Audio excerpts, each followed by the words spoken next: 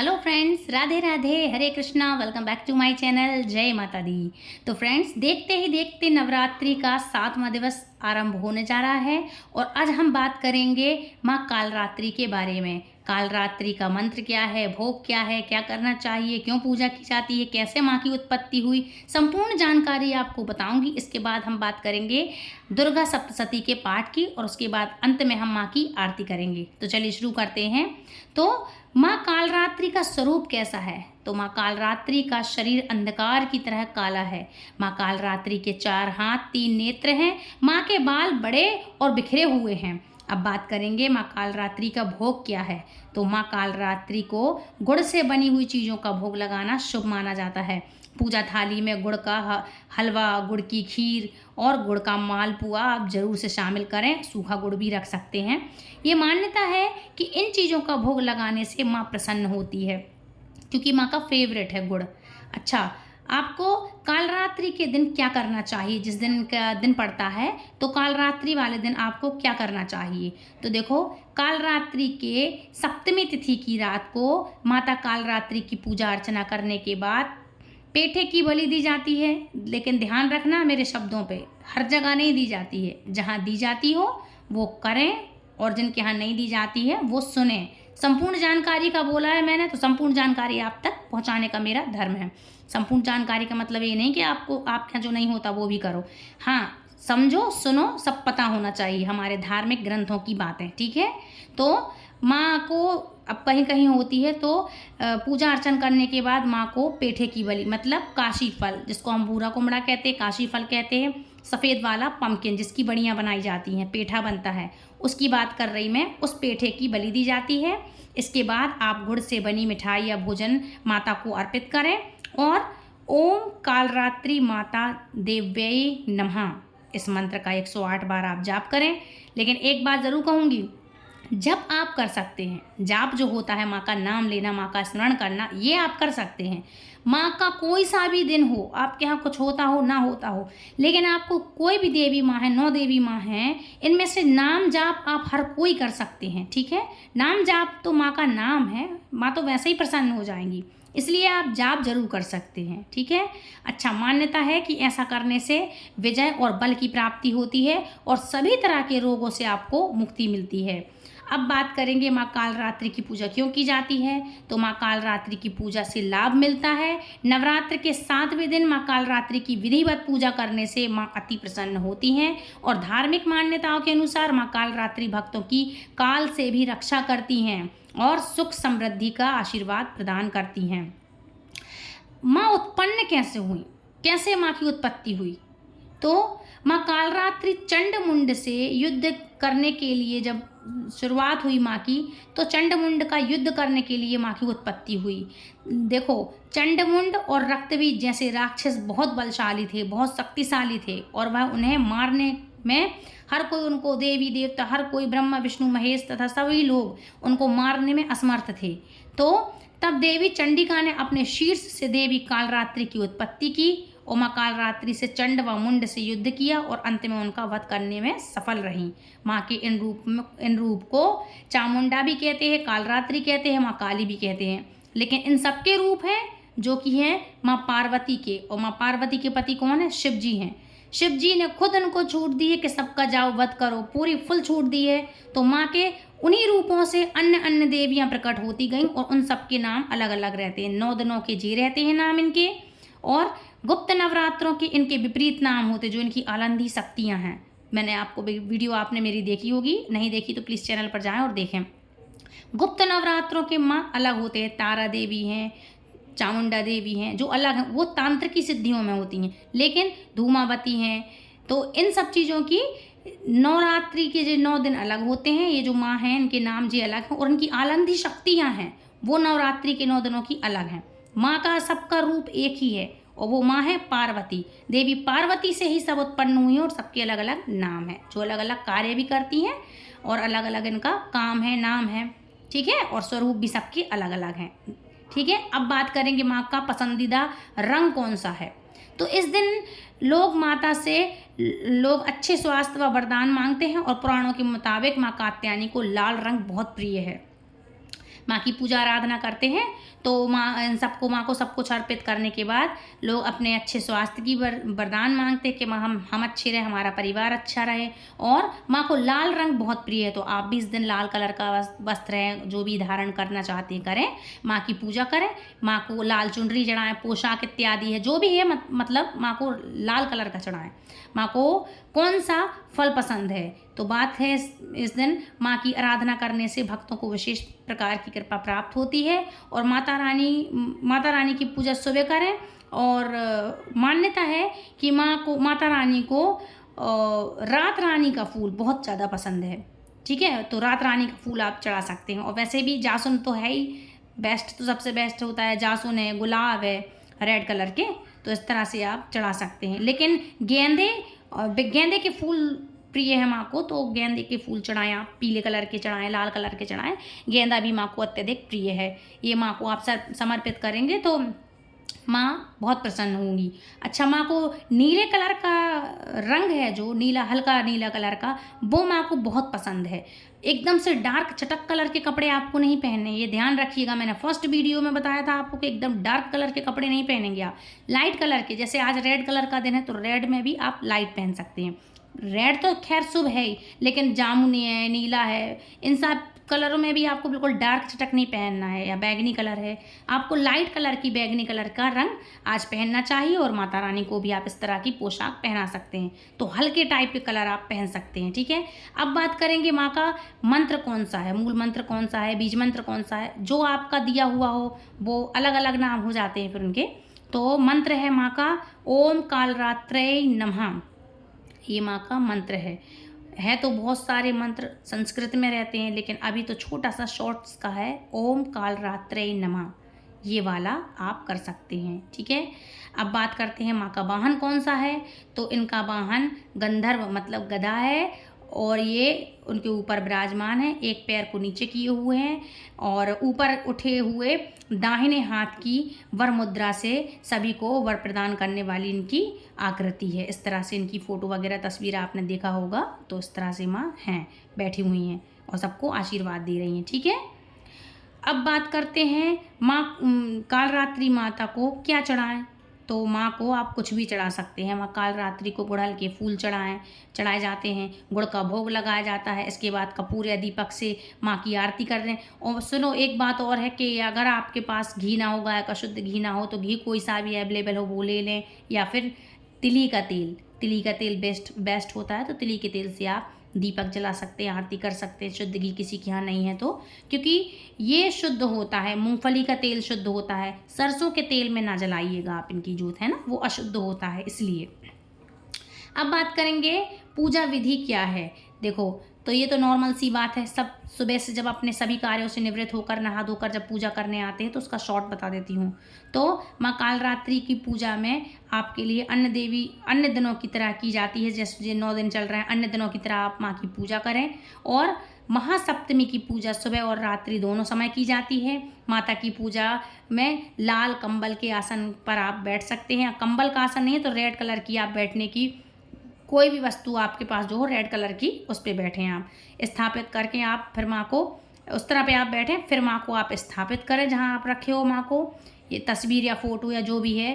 फिर तस्वीर के साथ आसपास गंगा जल उनके छिड़कें। इसके बाद आप घी का दीपक जलाकर पूरे परिवार के साथ माता रानी के जयकारे लगाएं। इसके बाद रोरी, अक्षत, गुड़हल का फूल आदि चीज़ों माँ को अर्पित करें। अगर आप अग्यारी करते हैं तो लौंग, बताशा और गुलहक हवन सामग्री अर्पित ज़रूर करें। और माँ कालरात्रि को गुड़हल के फूल ज़रूर से चढ़ाएं और गुड़ का भोग लगाएं, जो बहुत इंपॉर्टेंट है। इसके बाद कपूर से आप दीपक जला करके आरती कर सकते हैं, और जैसा कि मैंने दीपक का बताया उस तरह से आप आरती कर सकते हैं। दुर्गा चालीसा का आप पाठ कर सकते हैं। दुर्गा चालीसा का आप देखिएगा मेरे वीडियो में, मेरे चैनल पर जा कर के दुर्गा चालीसा और माँ के 108 नामों का मैंने वीडियो डाला है, एक साथ एक वीडियो में 2 चीज़ें हैं, तो आप प्लीज़ चैनल पर जाएं और वो सुन लें। उससे ये अपने आप में ये चीज़ें सिद्ध हैं, इनको सिद्ध करने की ज़रूरत नहीं है। कोई काफ़ी समय से बीमार चल रहा है तो आप इन सब चीज़ों को आप सुनेंगे ना, तो उसमें आराम होगा। और आप यदि 9 दिन पूजा नहीं कर पा रहे हैं तो 9 दिनों का फल आपको एक ही बार उनका जाप करने से मिल जाएगा, सुनने से। उनका नाम भी है और नाम का अर्थ भी है। और दुर्गा चालीसा भी एक साथ है, तो आप उस वीडियो पर जाएं और ज़रूर से सुनें। और माँ को लाल चंदन की माला में मंत्रों का जाप कर सकते हैं, जैसे लाल चंदन की माला होती है। अगर लाल चंदन की माला नहीं है तो रुद्राक्ष की माला के साथ भी आप कर सकते हैं, वो भी नहीं है तो आप स्फटिक की माला से आप माँ का जाप कर सकते हैं। कालरात्रे नमः, कालरात्रे नमः, ये माँ का मंत्र है, तो इस तरह से आप कर लेना। और नहीं तो आप ये कर सकते हैं, ओम ह्रीं सर्वप्रसन्नम त्रिलोक्य अखिलेश्वरी एवमेव तत्वा कार्यमद वैरारिणी नाशनम नमो एम ओम क्लीं नमः, ओम कालरात्रे नमः, इस तरह से कर सकते हैं। या फिर आप इस तरह से कर लेना, एक और मंत्र बता दूं आपको, या देवी सर्वभूतेषु मां कालरात्रे रूपेण संस्था नमस्तस्यै नमस्तस्यै नमस्तस्यै नमो नमः, इस तरह से आप कर लेना। अब बात करते हैं नवरात्रि के कुछ थोड़े से उपाय हैं, लेकिन बहुत अच्छे और कारगर उपाय हैं। तो देखो, नवरात्रि के 7वें दिन की रात को आप दुर्गा हवन करते हैं, यदि सप्तमी का पाठ करते हैं, और यदि आप दुर्गा सप्तशती का पाठ करेंगे तो ये विशेष रूप से फलदायी माना जाता है। इस रात को लाल कंबल के आसन पर आपको बैठ करके माता कालरात्रि के मंत्रों का जाप करना चाहिए, हवन करें। ऐसा करने से माता का आशीर्वाद प्राप्त होता है और सभी मनोकामनाएं पूरी होती हैं। घर या परिवार के सदस्यों में अगर कोई भी बुरा साया है तो वह दूर हो जाता है और धन, बल, आरोग्य और सुख समृद्धि की प्राप्ति होती है। ध्यान रखिएगा, यदि कोई दिक्कत है, कोई परेशानी है तो आप ये करेंगे ना। और दुर्गा सप्तशती का पाठ में मेरे 1 से लेके अभी तक का जितना अध्याय हुआ है, सारे अध्याय मेरे YouTube चैनल पर डले हुए हैं, तो प्लीज़ आप जाकर वीडियो लगा करके सुन सकते हैं। यदि नहीं पढ़ना है, किताब नहीं है, तो आप स्वयं से YouTube पर जाएं, मेरे चैनल पर जाएं और जाकर आप सुन सकते हैं। देवी कवच है, देवी कवच के 2 अध्याय हैं, वो है। दुर्गा सप्तशती के हर अध्याय हैं, और देवी कवच के साथ उनकी आरतियाँ भी लास्ट में हैं। माँ के नाम है 108, तो हर चीज़ डली हुई है मेरे चैनल पर, तो प्लीज़ जाएँ, मेरे चैनल पर विजिट करें और एक के बाद एक सारी वीडियो देख सकते हैं, है ना। अच्छा, इसमें बार बार आपके जो काम अटक जाते हैं और सम्मान में कमी आ रही है, तो शाम के समय एक साफ नींबू ले लें, उस पर 4 लौंग लगा दें, फिर नींबू को 4 हिस्सों में काट करके चारों दिशाओं में गाड़ दें। उसके बाद ओम हनुमते नमः मंत्र का जाप कर सकते हैं। माता कालरात्रि का ध्यान करें, ऐसा करने से बुरी नज़र का साया दूर हो जाता है और बिना किसी बाधा व परेशानी के सभी कार्य पूरे हो जाते हैं।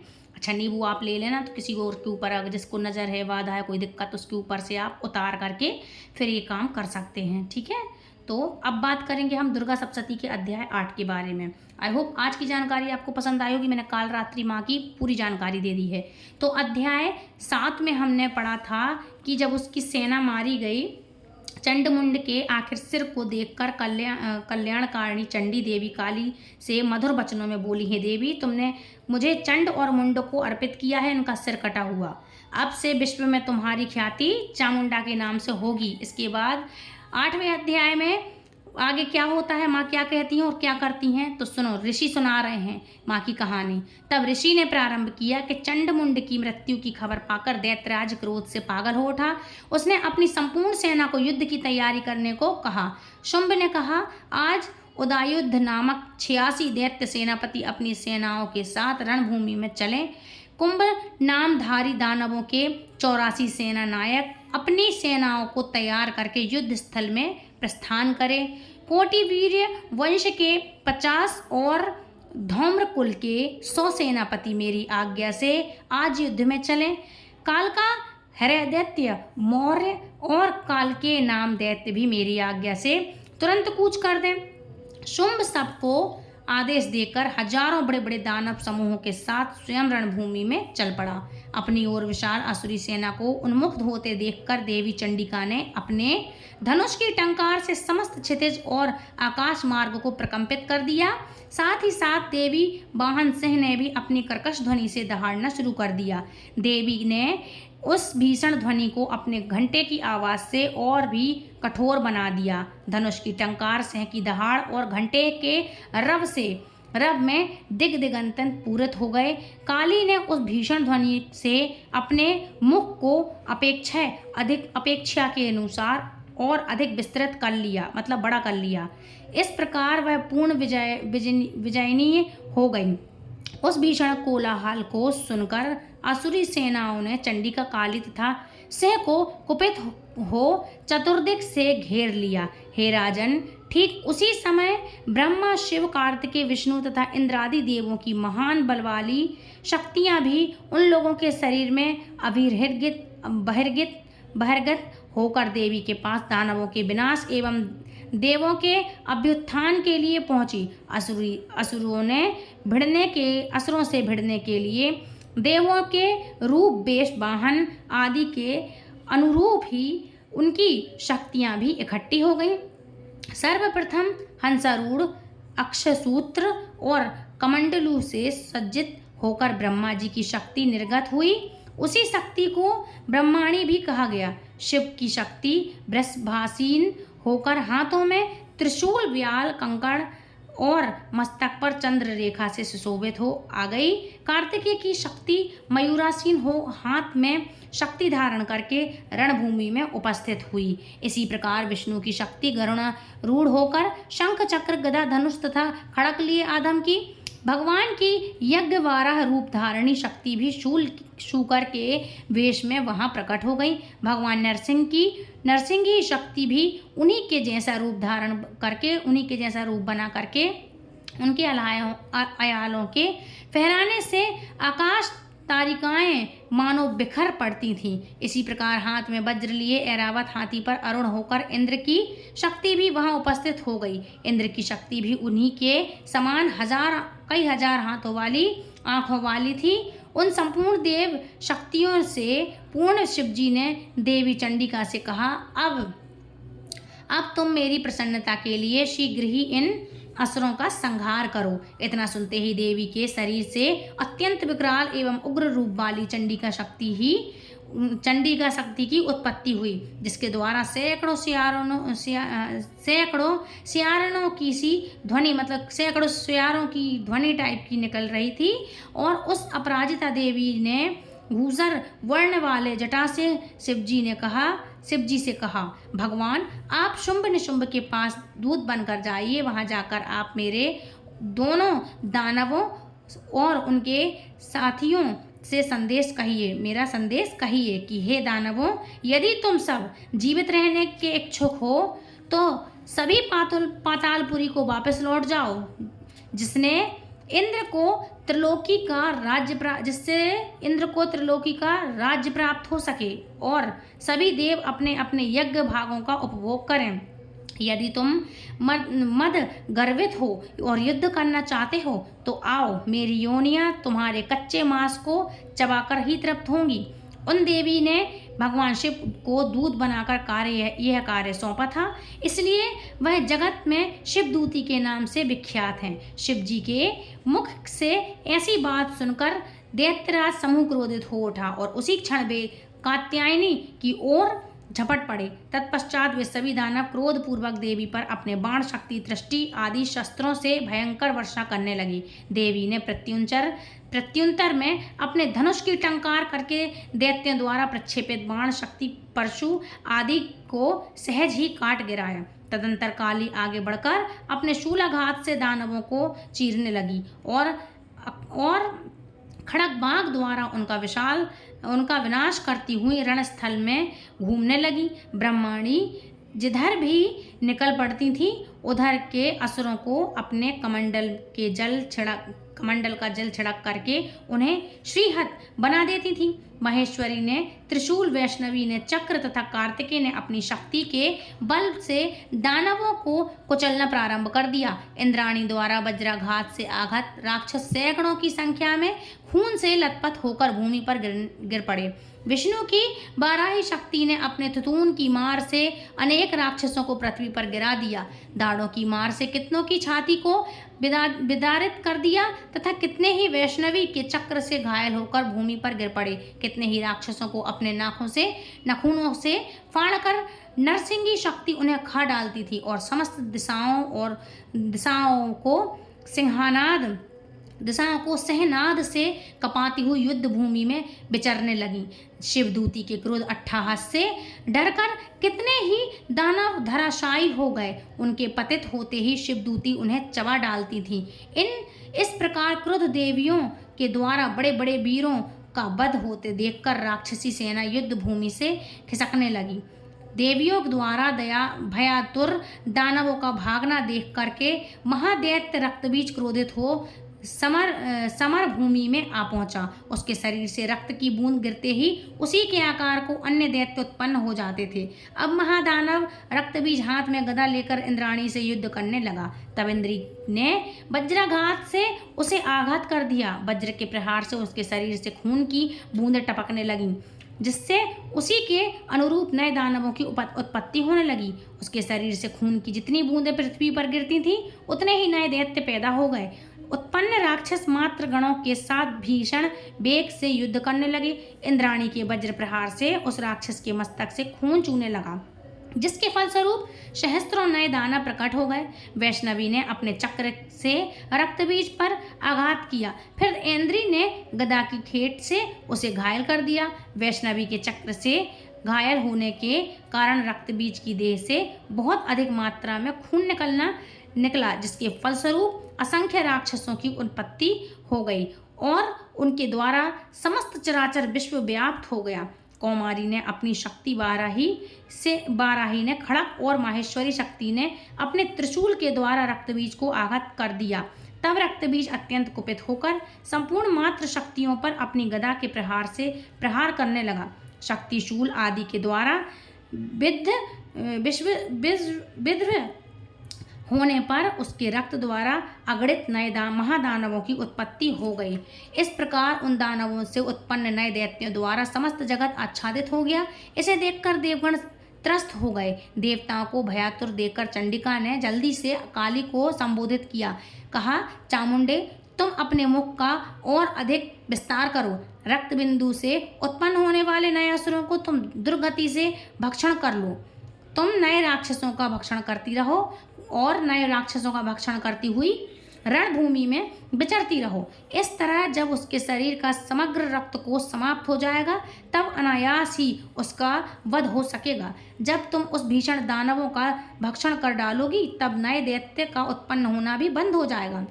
इतना कहकर चंडिका देवी ने अपने शूल से रक्तबीज पर प्रहार किया। इसके शरीर से रक्त निकलते ही उसे काली ने अपने मुंह में भर लिया। तब रक्तबीज ने अपनी गदा से चंडिका पर आघात किया, परंतु उसकी गदा से देवी को कोई आघात नहीं पहुंचा। उधर रक्तबीज के आघात शरीर से बहुत अधिक मात्रा में रक्तस्राव हुआ, किंतु उस रक्त के भूषण भूमि पर गिरने के पहले ही चामुंडा ने उस रक्त को अपने मुंह में ले लिया।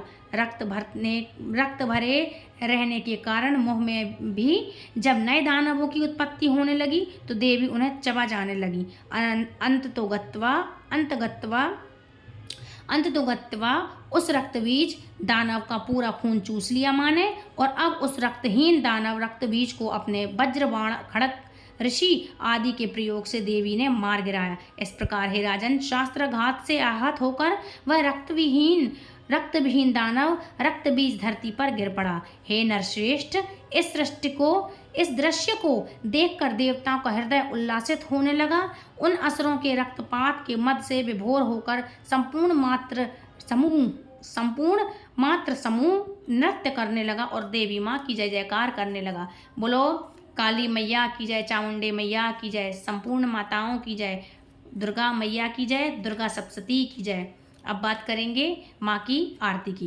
अम्बे तू है जगदम्बे काली, जय दुर्गे खप्पर वाली, तेरे ही गुण गाए भारती।